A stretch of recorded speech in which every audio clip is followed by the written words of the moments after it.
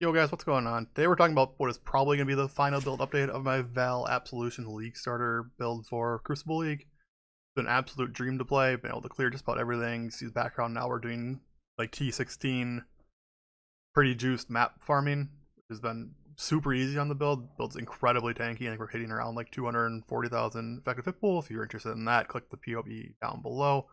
This is where I'm currently at. So from here I only have like some minor upgrades to do.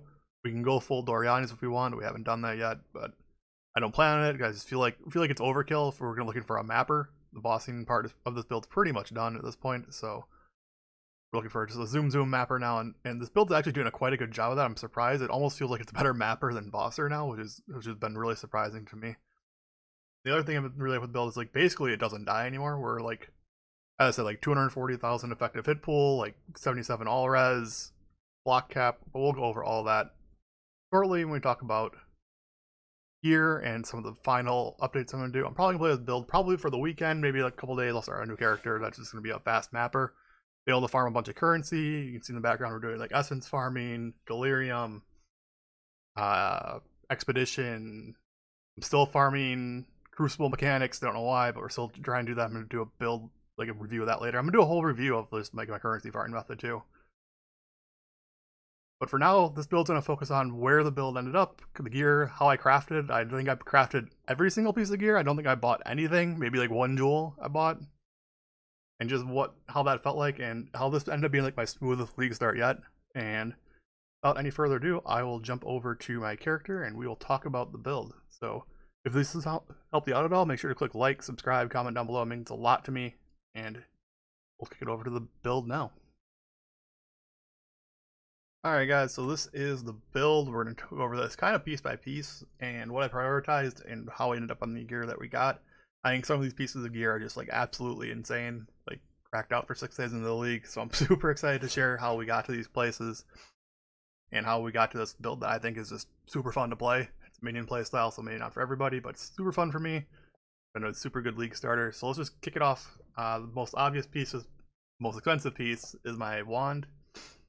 I think I got a lot of comments about how this isn't a feasible league start wand, and anybody who could craft this, who can buy this wand, doesn't need to watch a league start video, so things like that. And I just want to say 3 divs is how much this wand cost me to make.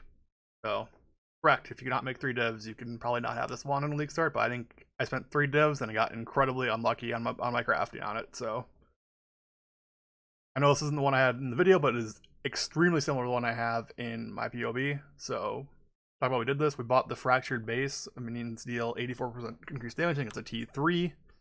So that cost me 1 divine. I bought it pretty early and held on to it because I knew I want to craft on it. Basically the first divine I spent in the league. And then I did the old classic jagged, metallic, corroded, shuddering fossil slam to get the +1/+1. I think that took about 20 tries, which is pretty unlikely because even on a fractured base, it's supposed to take about 12 tries. So that was costing about anywhere from 20 to 40 C a pop. It got more expensive as the league went on. And finally we hit it, had to annul off a suffix YOLO, and got our trigger craft on it. So this is how we got the wand. I believe this wand is worth around 10 to 20 divines, depends on the day. So that's the wand, and that's how you craft it. Alright, let's talk about the helmet, because I think this is the one I don't want to talk about. It dropped like this. I picked it off the ground and this is what I got. And it's been awesome. It's very hard to upgrade from here. Obviously +2 level all minion skill gems would be a massive upgrade. But to get the life strength roll, big res roll on a +2 is like insanely expensive, and this kind of just dropped. So this is probably my luckiest piece of the league, but there it is. And we're talking about the shield. I actually crafted the shield by slamming it with the chance to block essences over and over. I wanted to get a really high block chance, and we got it. So you see it's up to 35. This actually has to do with the Crucible tree. The Crucible passive tree on this thing is absolutely insane. So we got +15 life, increased stun threshold, cool. +4 chance to block, that was fine.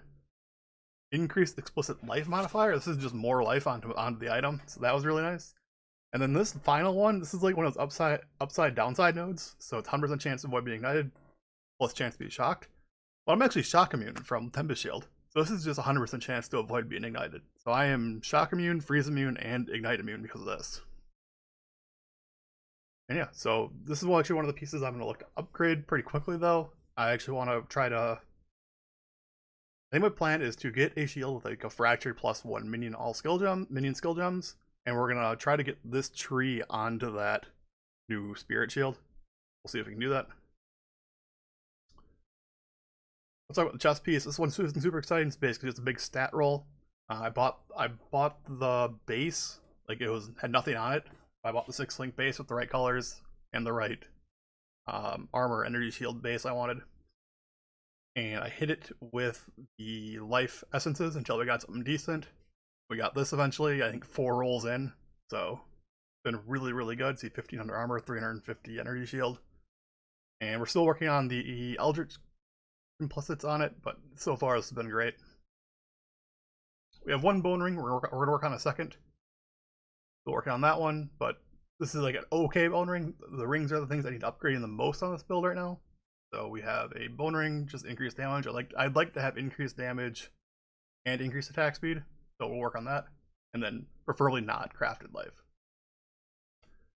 Same thing for this other ring. We'd like it to be a bone ring, but as you can see, it's actually adding a lot to our resistances right now to get us capped out. So we have to work on rebalancing resistances and getting better rolls, and we should be fine to use another bone ring here. Gloves. These are actually the second pair of gloves I crafted for the league. The first one I did with minion damage ended up not being the stats I wanted. I finally got this pair. As you can see, these numbers don't look very exciting. But if you want a pair of gloves with minions deal increased damage and chaos resistance, and life, those 3 alone, we just do a quick check. It's gonna cost you at least a divine. I just threw essences at this until it worked out. I threw essences at to the minion damage essences until I got chaos res roll, and this is the first roll that I got with chaos res, so it took quite a while. These boots dropped like this. We're gonna look to upgrade them, but they had 30% move speed. I could craft life, had a couple of resistances, and that's all I was really looking for in my boots. Drop Brittle Ground was the top priority, Eldritch Implicit, so that is awesome. Darkness Enthroned. You see we got a 99% increase effective socketed individuals. This is the second best roll you can get and go up to 100. We ran Abyss for the first 5 days of the league and this is the first Darkness Enthroned that dropped me. It dropped 5 days into the league. I literally dropped it in Aminamu's Gates before this dropped. So, and then the first Darkness Enthroned I got had 99%, and I unspec'd at Abyss because it's not very fun to play. But we were able to get this. We got all the jewels I can craft on, and we're good to go. Speaking of jewels, you'll see that this is one of the jewels that I crafted. It had life, it had minions increased damage, and I did a regal up to all res, and then unfortunately the Exalt Slam didn't work out with regenerate mana. The other jewel, on the other hand, I actually did buy this one. This one I bought for 2 divines. This was actually the biggest investment I put into the build was a 2 divine buy of a Ghastly High jewel. But 32 life, increased damage, increased attack cast speed. What really sold to me is it had additional lightning damage, and essentially you can just double all the numbers on here because of the Darkness Enthroned. So it's actually an insane jewel. Let's talk flask real quick. So I'm still using a life flask, whatever. Roomies perfectly rolled. About this literally the first day of the league. Someone was selling off perfectly rolled roomies for really cheap, and I bought it. Quartz just to move the enemies better. Quicksilver, of course, and then we bought the most recent edition I built was a Battled Faith. We're working on adding the right use when charges equal full yet, but this is a huge damage increase for our minions. It actually lets them crit more often, so it makes our increased critical damage support gem nicer. And that is a perfect lead into gems, because there's only one set of gems I really need to talk about. That is the ones on my chest, on my 6-link. We did hit a 2120 Vaal Absolution. I leveled 3 Absolution gems up from 1 to 20, and then I put a gem cutter prism cell into it, so I leveled them again at 20% up to 20. And the first Absolution gem I took to Gorgon's Institute in Temple hit perfect level 21, 20% Vaal Absolution. Last I checked, there were none available. Oh, there's 1 available for 20 divine. So that is why I crafted it myself. The other thing, we bought an Awakened Minion Damage support gem like 2-3 days into the league. I bought it for 90C. Price of that I think has gone up. Mine's level 3, but Oh, it's actually gone down, but we're almost halfway done leveling it already, so that's awesome. Other than that, let's look at the tree. The tree is pretty self-explanatory. I really went exactly off of what I was doing. The only thing is I don't have a full cluster drill yet. We're using a 2 passive small cluster for Enduring Composure. This is huge. This is the biggest effective hit pool damage, like defensive increase we can add to the build. So I highly recommend this, even if you can't get the large cluster going yet. We have 4 Spectres, which I think is super huge. So we have Primal Rex Matriarch, Baronite Cleric, and both of the Charge Monkeys. So it works out really well. All our guys are super strong. You can see the Baronite Cleric circle here, if anybody was wondering what that was. Next thing we're talking about is Animate Guardian. So I want to get a Kingmaker for the Animate Guardian yet. I can just go buy one, but it's like 4 divines. I've been hemming and hawing about it and just haven't gotten there. But the cool thing about my Animate Guardian is we're using the Gravebind Legacy of Fury combo, so that all nearby kills count as being killed by my Animate Guardian, which can trigger the Legacy of Fury, so you can see explosions.